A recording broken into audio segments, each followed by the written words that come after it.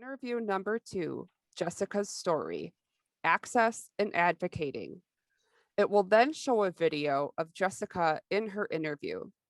Jessica identifies as Latina with the pronouns she, her, hers. She has long dark hair and is wearing a black sweater with a white collar and silver necklace, as well as a headset. She is seated in a conference room and there is a lighted panel behind her.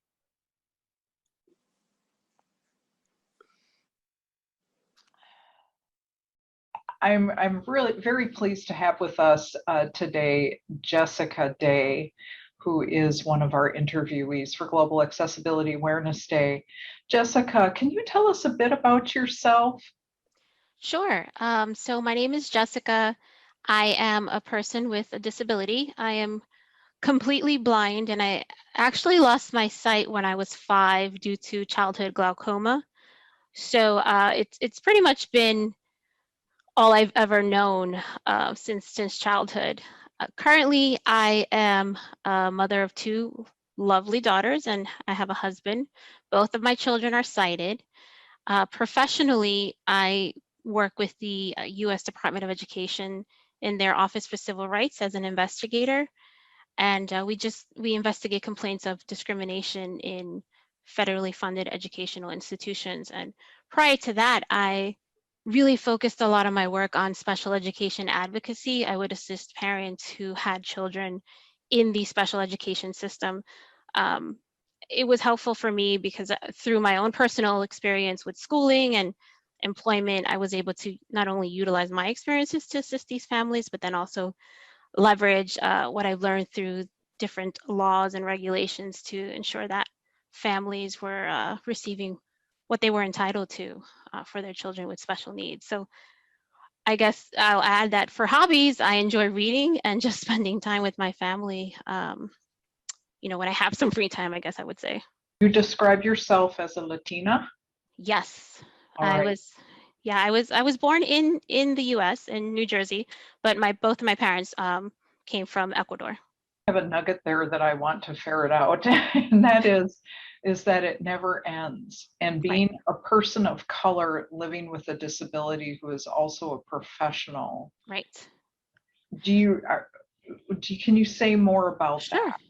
Yeah, and for me, I've been pretty blessed, with the jobs. I think the job path that I took, which is to work in organizations that have a focus on advocating for communities of color who are facing different barriers, including disabilities or access to healthcare or environmental justice issues and Mhm. civil rights issues. So I managed to make sure I was in an area where hopefully your colleagues or the people around you working towards the same mission wouldn't judge you or make assumptions. But I think, in an everyday job, you still have, whether it's, colleagues in your office or just admin who could say, can I help you? Or Mhm. I don't know how you do this. Or, and then again, I'll give you the example. If I take the ferry to work every day, and I'm on a boat with tons of professionals commuting into New York City, and it doesn't fail. Not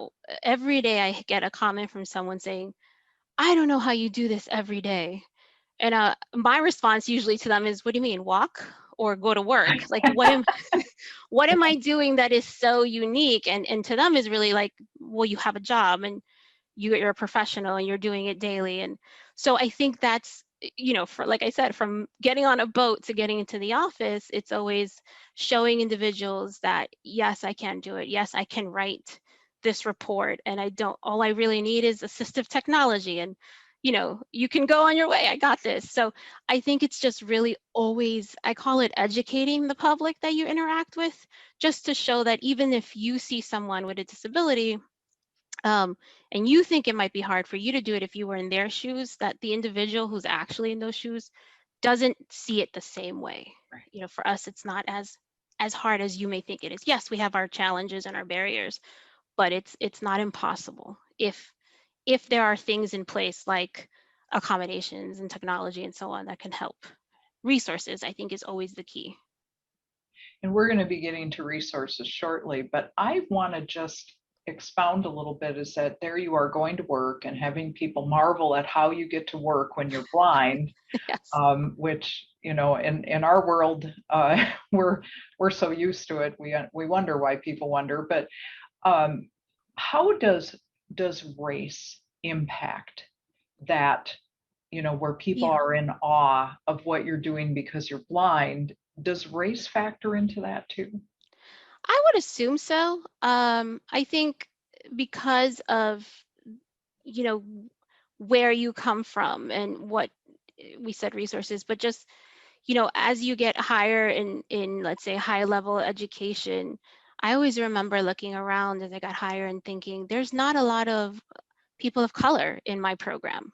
You know, Mm-hmm. at a master's level, I'm assuming it's even less as you get higher, which is sad. It's very unfortunate, but you start, you notice that as you get into certain fields that there are less not only, you know, less people of color, but then you look around and there's definitely less people of color who have disabilities. I believe I might be one of the only few in my office, and I don't even know about just the whole office itself across the US. But so it does, you know, I think I can't speak for other people's judgments or assumptions, but I'm assuming it comes into play because you wonder, you know what struggles you went through to get to your highest level of education and to get into this professional world.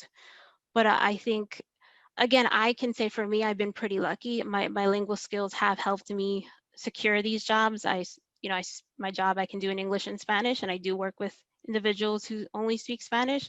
So for me, it's come into it's a skill I can use. But Great. I think, just moving through education, I would say is the example that stands out for me, where I didn't see a lot of people of color, especially with disabilities, in the counseling world.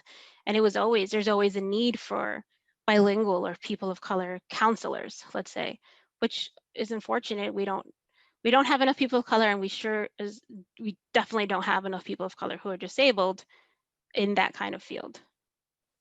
Well, and I think that's a really important point, is that it kind of stuck in my mind where you said, you know, there are very few people of color who live with disabilities. It seems that way, but that is not actually true. Right. It's just, which is the question that since I formed our company, I've been saying, is where are the people of color who live with disabilities? And when your husband Paul came to work for us, I actually turned a cartwheel because I thought finally we're starting to find more people outside of our director of accessibility services who is Right. Latino. But I And think that goes, oh, I'm sorry, Lynn. yeah, say more about that. I was going to say, I think that goes with the stigma component of Mhm. disability, because as we've all spoken before, but you have the communities of color who can see disability, who may see disability. I don't want to put any words in anyone's mouth, but may see it as a weakness or a barrier. And so you don't necessarily want to admit that you may have it, especially if it's what's known as a hidden disability. It's not as obvious. If you don't want to necessarily disclose that. And I know I find if I'm switching jobs, I always have to debate, when do I tell them I can't see? Do I tell them before, or should I get my foot in the door and then share that information and try and secure reasonable accommodations, which they should do. So I think it really is a stigma that you're always debating in your mind as to when to disclose. Should I disclose? I saw it a lot in my work with parents of kids with disabilities, kids of color, where either this child was struggling and the parents, it was too difficult to admit that they had a disability. It was easier to be like, oh, I thought they were just getting bad grades, so I punished them. And then, they may find out, oh, he had a severe learning disability or intellectual disability or something else that is not as easily diagnosed. And even that would be, of course, it's devastating, but it was hard for them to admit because my child is quote unquote normal and they're going to get a job and help us out, with the family and so on. So I really think it's just the stigma, the label that you get of having a disability. So sometimes it may be easier to just ignore it and try not to disclose it with the hope that that might give you an advantage in securing a job, let's say, or getting into a school or whatever it is you're trying to accomplish.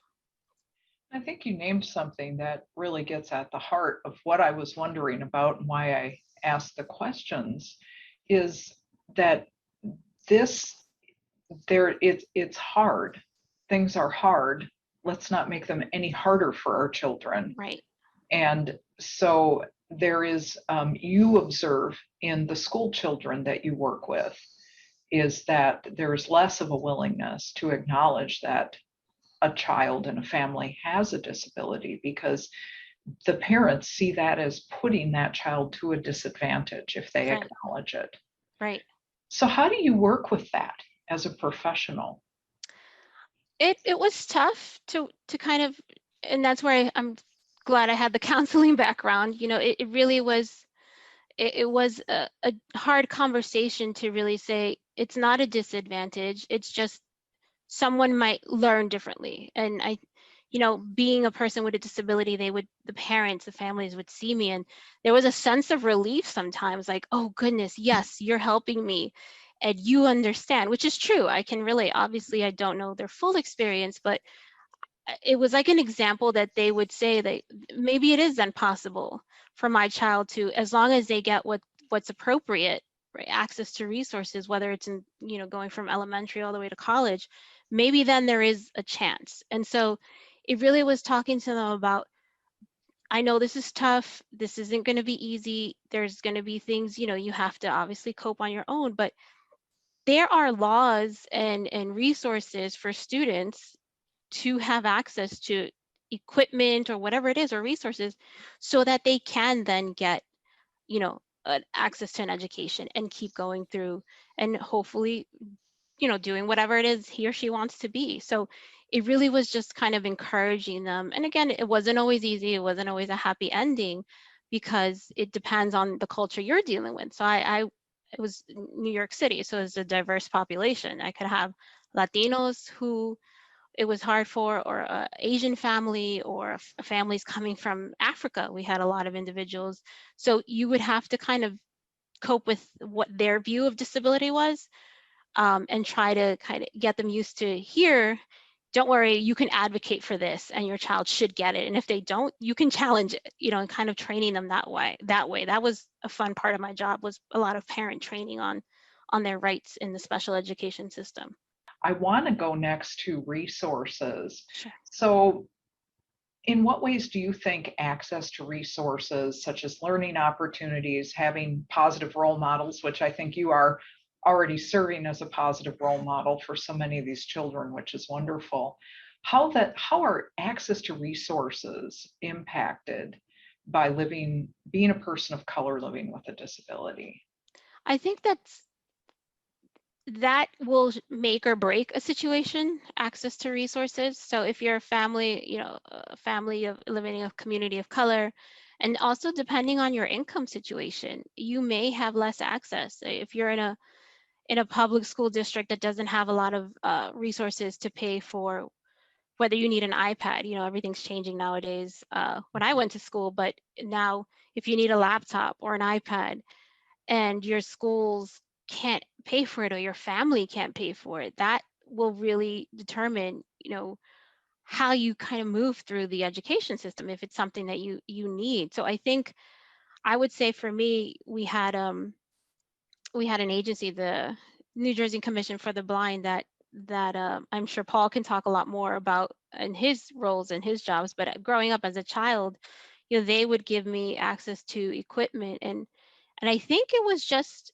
you have to advocate. It's sad, but it's true. Even in that sense, especially for communities of color, I think it's important to train them that they too have a right to the, you know, the best, right? So even if they're in a poor community of color, you can't assume that maybe they'll break this iPad, so I'll just give them something else. I think you have to, you have to make sure you say, you know, I want this for my child. Otherwise, you know, they'll be behind or at a disadvantage. So I think it's not only the color aspect, I think it's the income aspect. There's a lot of assumptions, I believe, you know, in this world, that are made on these kind of factors. And so if you don't have access to resources, going through school, going through the professional working world, you know, you're going to have a hard time. And so it's really important to advocate, because you will run into systemic barriers of individuals who have this control to give you these equipment and so on, who Right. would assume like maybe this family might break it or not take care of it. Maybe this family, just shouldn't have this resource because, the parents don't speak English. How are they going to help their child? So, Hmm. in my case, my parents' first language is definitely Spanish, and I would say my father's English skills were definitely stronger. Now they're even, they're fine. He's bilingual for sure now. But I think a lot of it was, them trying to advocate in their in their limited English, you would say, to make sure that I had access to not only a regular education that used to be a challenge back then in the 80s, but also just to the resources. Like, my daughter needs a brailler, you better give it to her, and my mom would have told you in both languages, in her best English and in Spanish. So I think it really does depend on the family, and you'll have more barriers even if, like, for example, English is not your first language. So I think it's important to note that resource barriers come in the form of a family not having the economic advantage to Right. buy what the child needs. And then if there is a resource there that is designed to serve the child, it may not serve the child Right. because May the not people always. administering the program think, oh, this is going to be wasted on this family because they're simply going to break the $10,000 braille display Or not use it. or not use it. It's going to, so we're not going to give it to them. Mm-hmm. So that is a really interesting intersection on how stigma and culture impact resources. So in a lot of ways, this is creating a real perfect storm to make it extremely hard to thrive in life, achieve goals, contribute to society if you are a person of color living with a disability. Right, because like I said, it's never ending, right? So you're always struggling and therefore advocating for whatever it is you're trying to get, whether it's education, resource, a job, as you're going, housing. You might get discriminated against trying to rent a place because you're disabled, and the question is, can you afford the rent? And if yes, I am professional. So it kind of exists in every facet of your life, as a person of color and as a person of color with disabilities, because you run into different forms of racism or discrimination. Well, and I think a good contrast when we were preparing for the interview is that I talked about that I became extremely economically disadvantaged Mhm. through severe mental illness when I was a young mother. And I nearly became homeless at one point. But what caught me was a safety net. And when I look back on it, I was in a treatment program through a county here in the Twin Cities, Ramsey County, that was extremely helpful. And that the people that were administering the program, the therapists used to come up to me and say, you need to just go get a job. You're capable of this. And I see that how being white and economically disadvantaged and severely disabled, Mhm. that my race made it easier for me to believe, made it, of course, we're going to give you this resource. And I don't think that a lot of people who don't live with or don't have family members living with disabilities understand that difference. Right, right. And that's key. It is. It is. Expectation of a Yes. society and access to resources is a huge part of what can make a person successful. The video shows a placeholder slide with multicolor circles in a grid that says race and disability, stigma, culture, and resources. Open discussion. We're going to open the floor again to the audience. You guys can use the chat box, or you can announce yourself and ask your question or make your comment. And Paul, we're going to go ahead and get you unmuted. All right. Wow, right? Uh, Wow. uh, I did not see her interview or Nina's interview ahead of time because I wanted to sort of get it fresh with the audience. And there's one thing that Jess mentioned there about the resources and knowing whether the person is going to use it or not.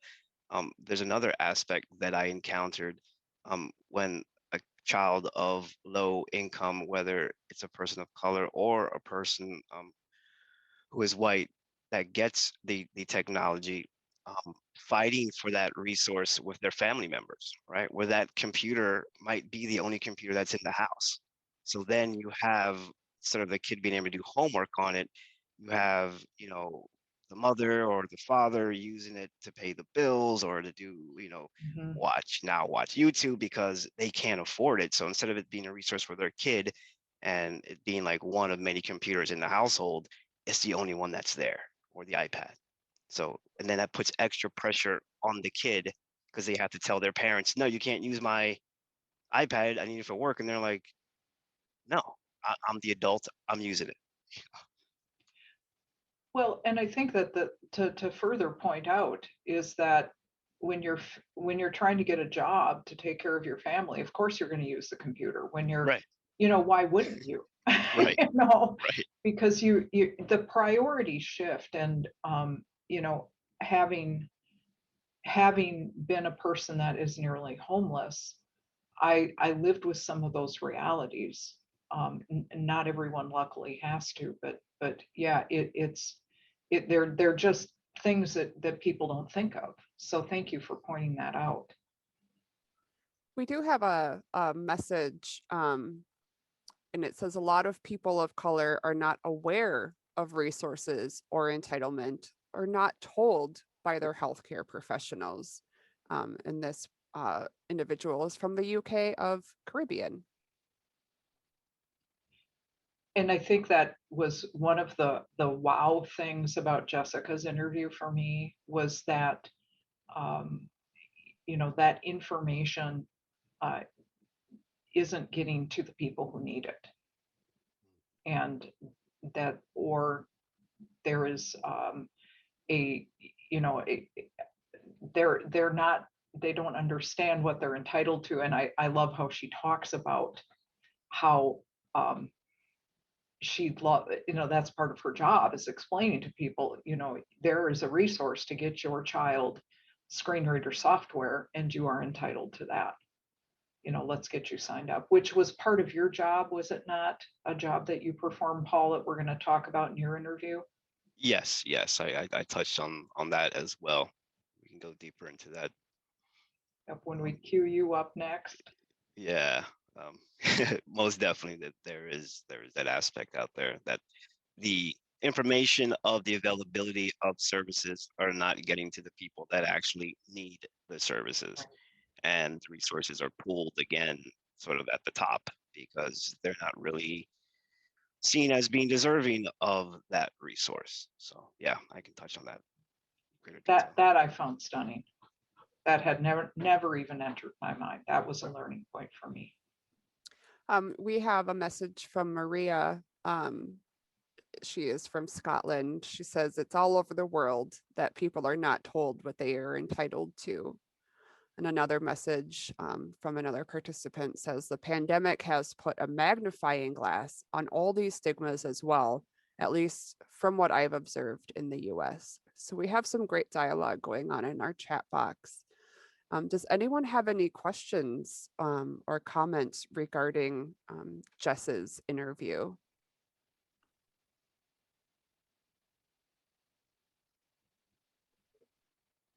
We can throw out a couple of questions Paul and I came up with for thought, food for thought.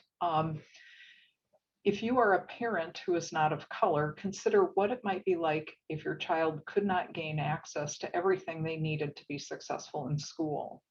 What might you be willing to do to level the playing field?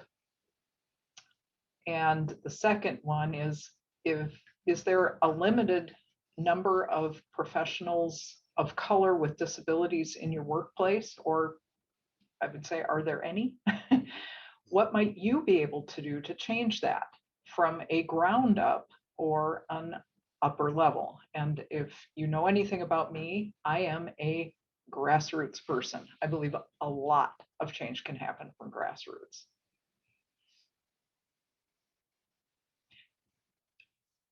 Kelly, are we ready to go on, do you think? Or is there any... We have a statement here we can read before we move on quick.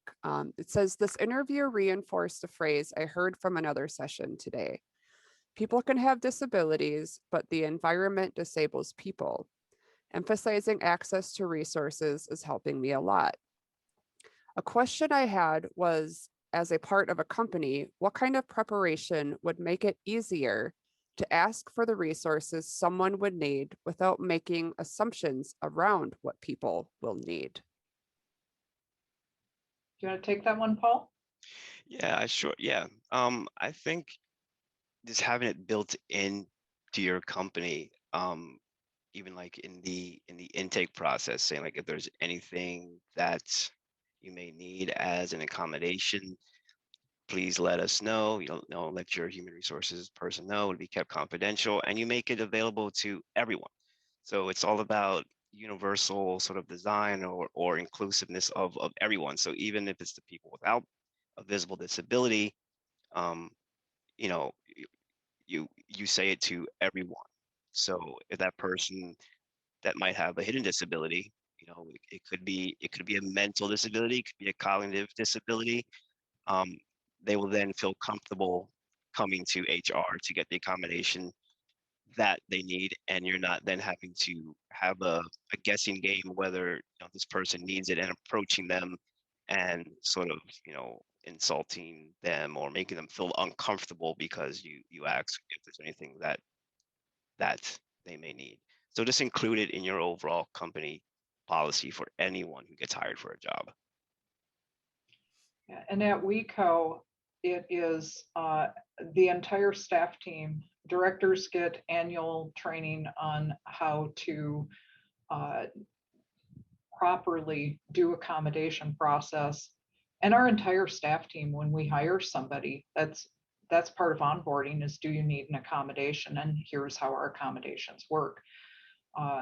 We are a company that has that hires subject matter experts who live with disabilities, so we have to be good at this. But building it into the fabric of what you do every day, and I see Julie Cohen had a statement of how you word your position descriptions can factor into that. And we particularly when we're looking for people in communications, it's really common to say things like good speaking skills or we say excellent communication skills. Verbal communication is not necessarily required. So there are ways that you can make sure that you're including people who may approach the job in a different way. Could I make a little statement on that quick before we move on? Like when I was looking for a job, and there were jobs that were supposed to be for people with disabilities, help people with disabilities. I would not apply for the job right off the bat because in one of the requirements for the job, it would have driver's license required. So immediately that would exclude me out of that job.